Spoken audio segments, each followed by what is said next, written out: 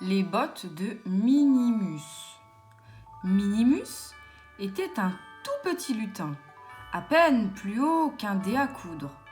Du fait de sa si petite taille, il avait bien sûr des chaussures miniatures. Et c'était là le problème. En effet, lorsque Minimus déposait ses minuscules chaussures au pied du sapin de Noël, il retrouvait toujours dedans un minuscule cadeau. Une année, Minimus en eut assez de ne recevoir que des cadeaux infiniment petits. Il plaça donc, au pied de son sapin, Rikiki, une paire de bottes de géant. Elles étaient hautes comme la tour Eiffel. Avec ça, se dit Minimus, je vais recevoir un cadeau géant. Et le petit lutin partit se coucher content. Or, il se trouve que, cette année-là, le Père Noël avait un cadeau spécial pour Minimus. Une perle minuscule, certes, mais très précieuse, puisqu'elle était magique. Lorsqu'il arriva chez Minimus, le Père Noël fut surpris de voir les bottes de géant au pied du sapin.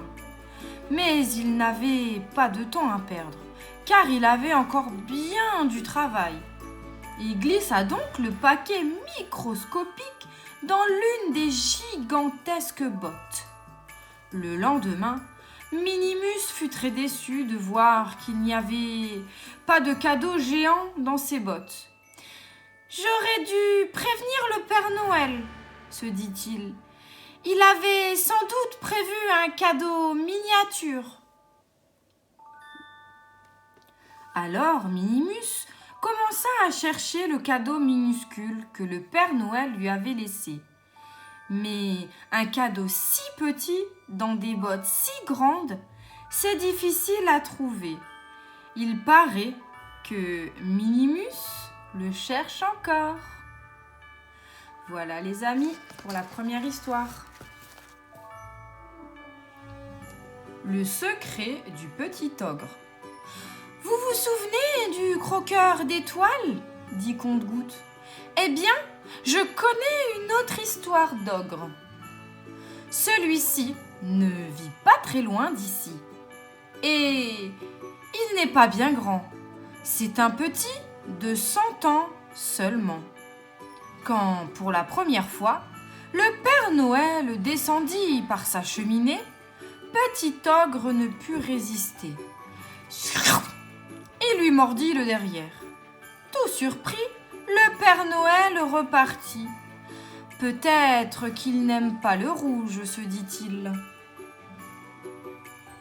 Alors, la deuxième fois, le Père Noël mit une pièce de tissu bleu à son derrière. Mais rien à faire. Le tissu resta entre les dents de Petit Ogre. Sans se décourager, le Père Noël revint ainsi, année après année. Ses fesses passent par toutes les couleurs, mais vert, jaune, rose, orange, gris. Rien à faire. À pois, à rayures, à carreaux, à fleurs, même avec des petits cœurs.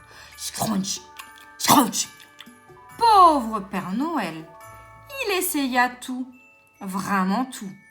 Il sauta même dans la cheminée, la tête la première. Mais rien à faire. Il passa 24 ans à se faire mordre le derrière. Et cette année, que va-t-il se passer ? Eh bien, Petit Ogre a décidé d'arrêter. Promis, juré. Pourquoi ? Personne ne le sait. C'est son secret. Pour le savoir, il faudra attendre, encore attendre. La prochaine nuit de Noël. Voilà les amis, j'espère que ma vidéo vous aura plu. Je vous donne rendez-vous demain pour une autre histoire. Bye bye.